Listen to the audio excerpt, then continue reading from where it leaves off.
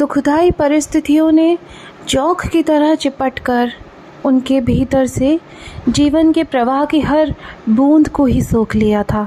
उनके लिए तब जीवन का अर्थ भी बहुत छोटा हुआ करता था।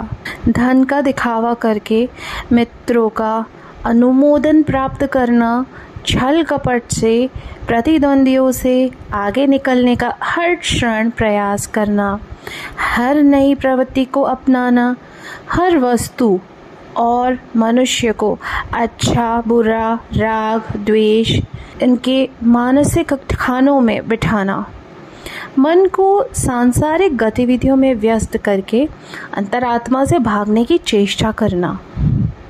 अपने बेटे के अंतिम संस्कार के दिन उन्हें अपने भीतर एक विचित्र सी शून्यता का आभास हो रहा था। तन मन एक छल्ले की भांति हो गए थे। एक ऐसा छल्ला जिसके भीतर से सब कुछ आर पार हो रहा था। सभी ध्वनियाँ, सभी दृश्य, सभी भावनाएं, सभी आभास, यहाँ तक कि शून्यता का आभास भी मन पर बिना कोई छाप छोड़े आर पार हो रहा था। कोई दुख नहीं, कोई पीड़ा नहीं, कोई पछतावा नहीं। सब कुछ तो उनके बेटे के साथ चला गया। रह गई थी तो शून्यता, और संभवतः शून्यता भी चली गई थी। पर शून्यता के जाने के बाद भी तो शून्यता ही रह जाती है ना। अंतिम संस्कार के बाद उनके भाई और वो घर जा रहे थे। उनके भाई गाड़ी चला रहे थे और वो खिड़की से बाहर शून्य में कहीं झांक रहे थे। सभी दृश्य उनके मन के पटल पर बिना कुछ अंकित किए फिसले जा रहे थे।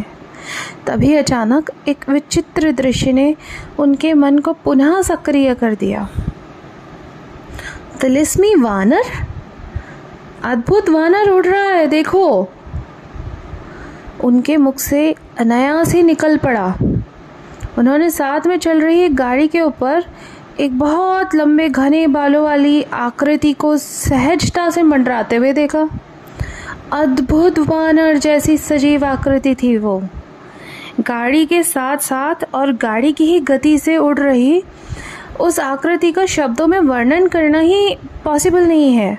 ऐसा कुछ नहीं है भाई, आपको विश्राम की आवश्यकता है। उनके भाई ने संवेदना पूर्वक सिर हिलाते हुए उत्तर दिया। उनके भाई ने संभवतः सोचा था कि पुत्र की मृत्यु के कारण उन्हें पागलपन का कोई दौरा पड़ गया लगता है।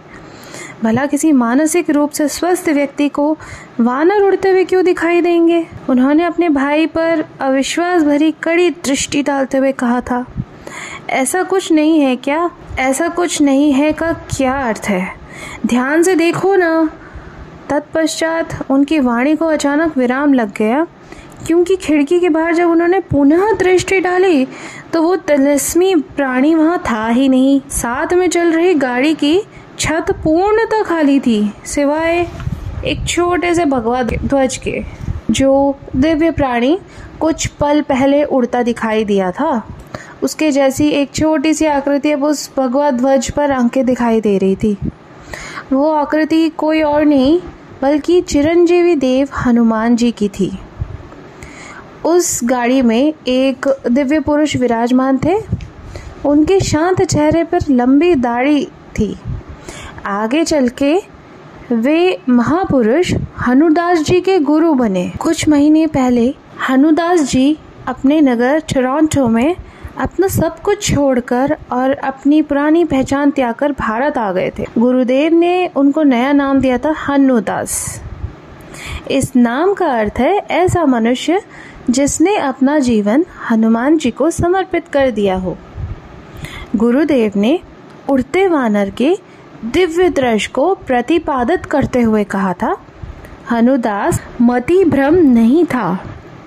उस दिन आपने सचमुच में चिरंजीवी हनुमान जी के दर्शन किए, क्योंकि मैं दुख और अज्ञान से त्रस्त आत्माओं को सही रास्ता दिखाता हूँ। बहुत सारी बुरी शक्तियाँ मुझे शत्रु के रूप में देखती हैं। हनुमान जी उन्हीं बुरी शक्तियों से मेरी रक्षा करने के लिए मेरे साथ रहते हैं। मति भ्रम? गुरुदेव को यह क्यों कहना पड़ा कि वो मति भ्रम नहीं था? कदाचित उन्होंने गुरुदेव के सामने उस घटना का विवरण संदेह भरे शब्दों में कर दिया था, क्योंकि वो पहली बार किसी को उस दृश्य के बारे में बता रहे थे। उन्हें डर था कि कहीं वे उपहास के पात्र ना बन जाएं या पागल सिद्ध ना हो जाएं। अब वो लज्जित थे कि उन्होंने हनुमान जी की लीलाओं पर संदेह किया। अपनी लज्जा को मिटाने के लिए वो शीघ्रता से बोले, अवश्य गुरुदेव, वो कोई मति भ्रम नहीं था। वो दृश्य मेरे मन की कल्पना नहीं बल्कि वास्तविकता थी। मैंने तब हनुमान शब्द भी नहीं सुना था। मुझे नहीं पता था कि वो दिव्य आकृति किसी धर्म के प्रसिद्ध देव की आकृति है। कल्पना का वृक्ष जानकारी के बीज के बिना नहीं पनपता। मुझे कोई जानकारी ही नहीं थी कि वो दृश्य मात्र कल्पना कैसे हो सकता था। नहीं, वो वास्तविकता थी। संभवतः मेरे जीवन का सबसे वास्तविक अनुभव था वो। उस एक पल में मानो मैंने पूरा जीवन ही जी लिया है।